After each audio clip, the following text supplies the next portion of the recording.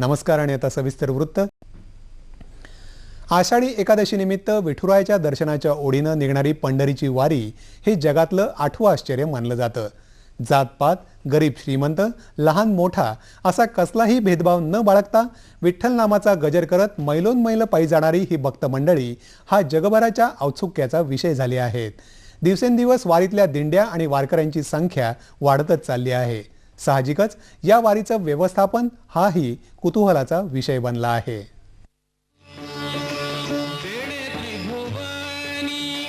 आषाढ म्हटलं तर सर्वांना वेध लागतात ते पंढरीच्या वारीचे।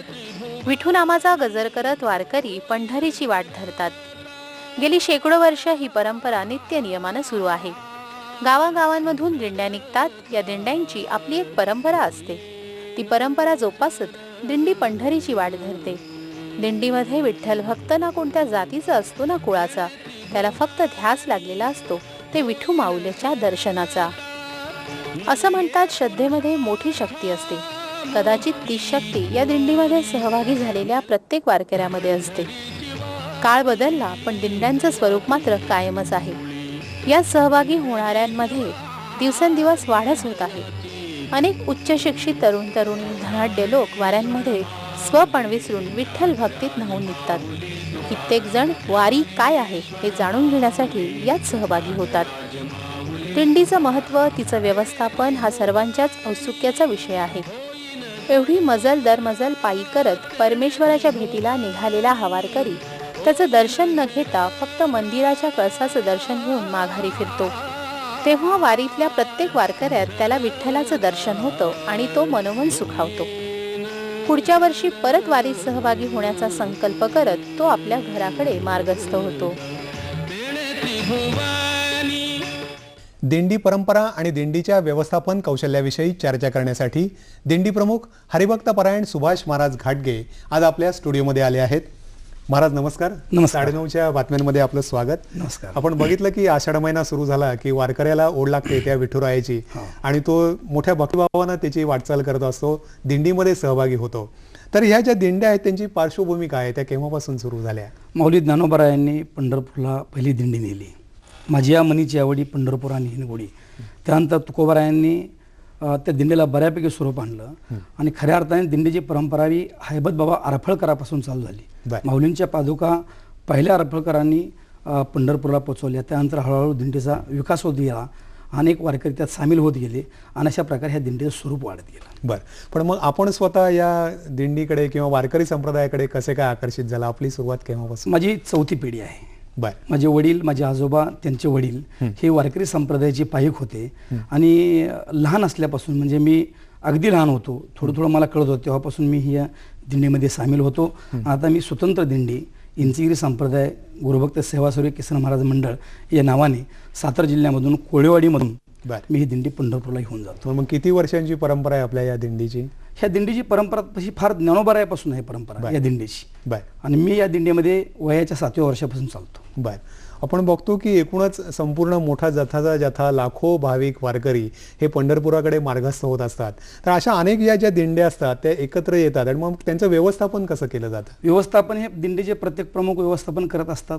त्यांना ते कौशल्य आहे, लोकांना सांगावं लागत नाही। बरेच दिवसाची परंपरा आहे, बरेच वर्षाची परंपरा आहे आणि कधी एकदा आषाढी वारी येते अशी त्यांना एक हुरहुर लागलेली असते। बर, परंतु मग या ज्या सगळ्या दिंड्या एकत्र कुठे येतात? म्हणजे नक्की सगळ्या दिंड्या महाराष्ट्रातून जेवढेही वारकरी असतील पांडुरंगाचे भक्त ते संपूर्ण वारकरी वाखरीमध्ये एकत्र येतात। बर, ज्ञानोबरायांची पालखी तिथे येते, तुकोबारायांची पालखी तिथे येते, निवृत्तीनाथांची पालखी त्या ठिकाणी येते, जनाबाईची पालखी त्या ठिकाणी येते। हे सर्व संतांच्या पालख्या ह्या वाखरीवरती एका जागेवरती जमा होत असतात। बर, आपण बघतो की हा जो काळ असतो हा तसा म्हटलं तर पावसाळ्याचा असा हा काळ असतो, तेव्हा या दिंडीमध्ये आपल्या दिंडीमध्ये किती साधारण लोक सहभागी असतात? 700-800 लोक असतात आमच्या दिंडीमध्ये, संपूर्ण दिंडीमध्ये? संपूर्ण दिंडीमध्ये। बरं, पण मग एवढे मोठे लोक मोठ्या संख्येने या आपल्या दिंडीमध्ये सहभागी असतात आणि मगाशी आपण म्हटलं असं हा पावसाळ्याचे दिवस आहेत, समजा काही आरोग्याचे किंवा इतर काही प्रश्न निर्माण झाले तर त्याचं आपण नियोजन कसं करता किंवा त्याच्यावर काय उपाय केले जातात? आमच्याकडे आरोग्याचं नियोजन करण्यासाठी आमच्याकडे डॉक्टर्स असतात,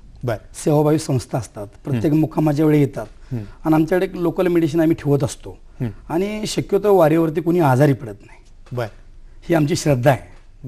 एकदा पंढरपूरच्या रस्त्याला आम्ही लागलो की पंढरपूरहून पुन्हा माघारी येईपर्यंत गुरुपौर्णिमेपर्यंत आम्ही आजारी पडत नाही. बरं, की आपण आता हा एक विषय झाला, आरोग्याविषयी झालाच, परंतु आपण असं बघतो की या संपूर्ण वारीमध्ये अनेक लहान मोठं असतात, काही वृद्ध असतात, काही महिला असतात, काही बालकही असतात, लहान मुलंही असतात. परंतु सगळ्या वयोगटातली, सगळ्या जाती धर्माची लोकं अशी जी एकत्र आलेली असतात, परंतु मग त्यांची काही विशेष काळजी घ्यायची घेतात किंवा वृद्धांची म्हणा किंवा लहान मुलांची. तशी काय आवश्यकता भासत नाही काळजी घ्यायची. का मुळात आम्ही जाताना आईबरोबर जातो. श्रीगुरू ही आमची माऊली आहे, बरोबर. ज्ञानोबा आमची आई आहे, आणि आईबरोबर जर बाळ जात असतील तर त्यांना चिंता करायची गरज नाही. चिंता करणार तो बसलेला आहे. बरं. सर्व सुखाचे आगर बाप रुक्मादेवीवर. त्याला सर्वांची काळजी आहे. पोषितो जगाशी एकलाची, नको खेद करू कोणत्या गोष्टीचा, पती लक्ष्मीचा जाणत असे. तो आमची काळजी वाहतो, तो आमची काळजी करतो, ही आमची श्रद्धा आहे. आणि खरोखर तो आमची काळजी करतो. आणि माऊलींच्यावर आम्ही जातो. आईबरोबर जाताना बाळकांनी चिंता करायची गरज नाही. बाळाला काय काळजी करायची आवश्यकता आहे. बरं, सगळं बघायला ती समर्थ असते समर्थ आहे, आपल्याबरोबर. समर्थ आहे. बरं, आपण हे जरी बघला तरी एक व्यावहारिक बाजू सुद्धा असतेच, की आज आपण आता सांगितलं की 700 ते 800 लोक आपल्या दिंडीमध्ये सहभागी होतात. तर ह्याचं जे एकूण आर्थिक गणित असतं, कारण 10-12 दिवस एवढ्या सगळ्या लोकांना घेऊन बरोबर जायचं म्हणजे आर्थिक गोष्ट सुद्धा त्यात खर्च हा आहे, असणारच. दान देतात मग लोकं. त्याची व्यवस्था आपण कशी करतात? व्यवस्थापन असं करतो आम्ही. लोक दान देतात, रस्त्याने आम्हाला जेवण दिली जातात, श्रद्धेने लोक जेवण देतात आम्हाला. आम्ही जे घरी खात नाही ते आम्हाला रस्त्यावरती मिळतं. बरं असं आमचं ते नियोजन असतं. लोक देतात, दान देतात, त्या दानावरती हा दिंडी सोहळा चालला. बरं, आपण मग साताऱ्यातून निघता आणि पंढरपूरला जे पोहोचता त्यामध्ये साधारण किती आपले मुक्काम होतात? 7-8 मुक्काम असतात. सातारा जिल्ह्यामधून कोळेवाडी मान तालुक्यातून आम्ही दिंडी निघते आमची. एक 8-9 मुक्कामात आम्ही पंढरपूरमध्ये पोहोचतो. पण मग आता हे 8-9 जे आपले मुक्काम होतात ते वेगवेगळ्या ठिकाणी मग एकूणच भोजन व्यवस्था म्हणा किंवा पाण्याची व्यवस्था ही कशी केली जाते? सगळी लोक असतात. आता मध्यंतरी आम्ही ही दिंडी चालू केली तर फलटण तालुक्यात मिरगाव नावाचं गाव आहे, त्यांनी आम्हाला पाण्याचा टँकर दिला.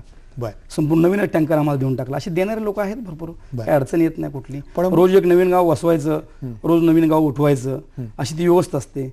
आता जायचं ते गाव 700 लोकांचं गाव तिथं वसवायचं, त्या गावामध्ये तिथून ते उचलायचं, ते परत पुढच्या गावामध्ये येऊन वसवायचं. त्यांची जेवणाची, खाण्याची, राहण्याची सगळी व्यवस्था अगदी व्यवस्थितपणे होते. म्हणजे कुठल्या दिवशी आपण कुठे जाणार, कुठे मुक्काम करणार आणि तिथे आपली व्यवस्था कोण करणार हे सगळं नियोजन अगोदर असतं. 2-3 महिन्यात हे सगळं नियोजन असतं. कार्यकर्ते मंडळी असतात आणि प्रत्येकाच्या अंतर्गत इच्छा असते, तो तळमळीने ते कार्य करत असतो. बरं, आपण आता जसा उल्लेख केला की या वारीमध्ये सगळ्याच वयोगटातले लोक असतात, महिलाही असतात. तसंच गेल्या काही वर्षात असं बघण्यात आलेलं आहे की काही परदेशी नागरिक सुद्धा या मोठ्या उत्सुकतेने यामध्ये सहभागी झालेले असतात. तर आपल्याला काही असं अनुभवलं आहे आपल्या दिंडीत बरोबर कोणी असं कधी? 4-5 वर्षापूर्वी 2007 मध्ये माझ्या दिंडीमध्ये एक परदेशी नागरिक आला. मला उंच असा होता, त्याची भाषा काय आम्हाला कळत नव्हती, त्याचं इंग्लिश आम्हाला कळत नव्हतं.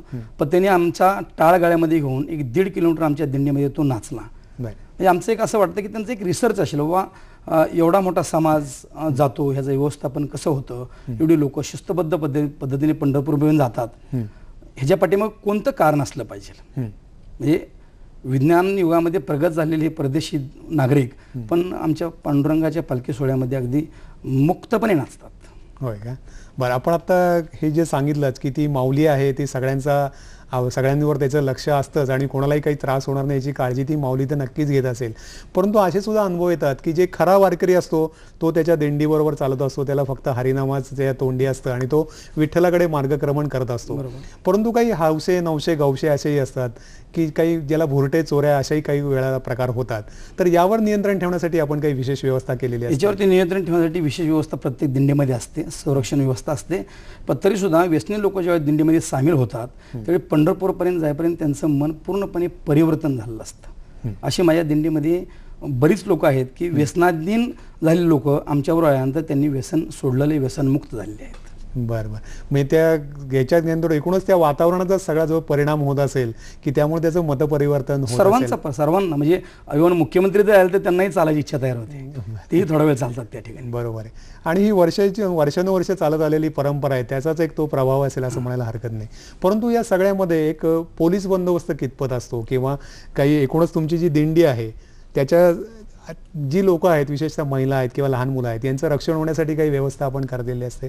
शासनाची व्यवस्था तशी काय नसते आणि आवश्यकता भासत नाही. शासनाची व्यवस्था तशी आवश्यकता भासत नाही आम्हाला. आमचे स्वतंत्र संरक्षण डिपार्टमेंट आहे, जेवण बनवणारं डिपार्टमेंट आहे. हे आम्ही डिपार्टमेंट वाटून दिलेत. कोणी कोणतं काम करायचं हे अगोदर सगळं ठरलं जातं, त्याचं नियोजन केलं जातं आणि त्या पद्धतीने आम्ही चालतो. बरं, किंवा मग त्यातले जे टाळ मृदुंग वाजवणारे असतील, काही वेणेकरी असतील, हां. असे पण आपलं व्यवस्थापन आपण आहेत केलेलं ना, असतं. असे बी लोक आहेत ना. बरं, परंतु मग एवढी सगळी काळजी घेतल्यानंतर सुद्धा एखादी काही समजा दुर्दैवी घटना घडली, काही अप्रिय घटना घडली, तर अशा वेळेला आपण काय केलं जातं? प्रत्येकाच्या अंतकरणात श्रद्धा असते. मग तो माझा आहे का परका आहे का कोणत्या गावातलं हे पाहिलं जात नाही. तर दुर्दैवी घटना घडली तर ताबडतोब त्याचं नियोजन केलं जातं. ताबडतोब माझ्या दिंडीमध्ये 2 वर्षापूर्वी एका माणसाला चक्कर आली, त्याच्या बिल्ला होता छातीला, नाव लिहिलं होतं. ताबडतोब आम्हाला फोन आला आणि दिंडीतच लोकांनी त्याचं व्यवस्थापन ताबडतोब करून त्याला दवाखान्यामध्ये नेऊन पोहोचवलं. बरं, म्हणजे सगळेच जण त्या ओढीने जात असतात, त्यामुळे कोणालाही असं काही मदतीचा हात जो आपण ज्याला म्हणतो दिला तर जातो. तात्काळ दिला जातो. लगेच ताबडतोब दिलं जातं.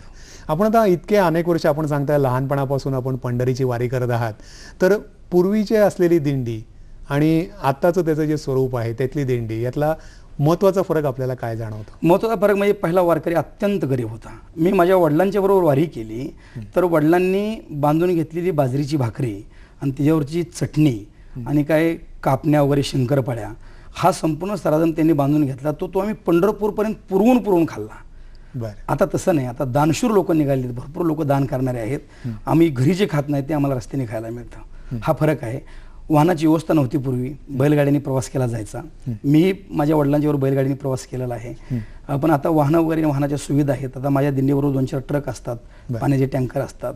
तशी व्यवस्था पूर्वी नव्हती, आता बऱ्यापैकी आहे. बरं, आणि लोकांचा ओढा तिकडं निघाला आहे. बरं, तुकोबरायांचं मत आहे, काय करावी साधने फळ अवघेची येणे. म्हणजे ज्यांनी निसर्गाचे चमत्कार बदलवले, ही सृष्टी आहे, ह्या सृष्टीचा कोणतरी निर्माण करत आहे, कोणीतरी ही सृष्टी तयार केलेली आहे, त्याचे नेम कोणीतरी आखून दिले, ते एक अज्ञात शक्ती आहे, तिला आम्ही ईश्वर समजतो. देवाने ही सृष्टी तयार केली. दगड पाण्यामध्ये टाकला म्हणजे तो तळाला जातो, बुडतो दगड, आणि वरती टाकला तो खाली जमिनीवर पडतो. म्हणजे पृथ्वीमध्ये गुरुत्वाकर्षण नावाची एक ताकद आहे, ते शक्ती आहे. आणि न्यूटन नावाच्या द्रष्ट्या पुरुषाने त्याचा शोध लावला किंवा हे पृथ्वीमध्ये गुरुत्वाकर्षण आहे. न्यूटन जन्माला याच्या अगोदर सुद्धा दगड खालीच पडत होता. म्हणजे हे कुणीतरी तयार केलेलं आहे. पण या सर्व निसर्गाचे नेम तोडण्याचे, नेम बदलण्याची ताकद या साधू संतांमध्ये आहे.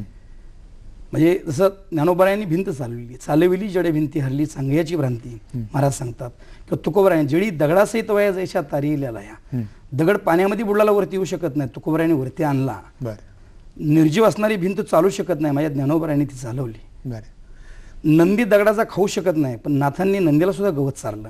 ही संतांची ताकद आहे. त्याच ताकदीवरती आम्ही पंढरपुराकडं मार्गाक्रमण करतो. बरं.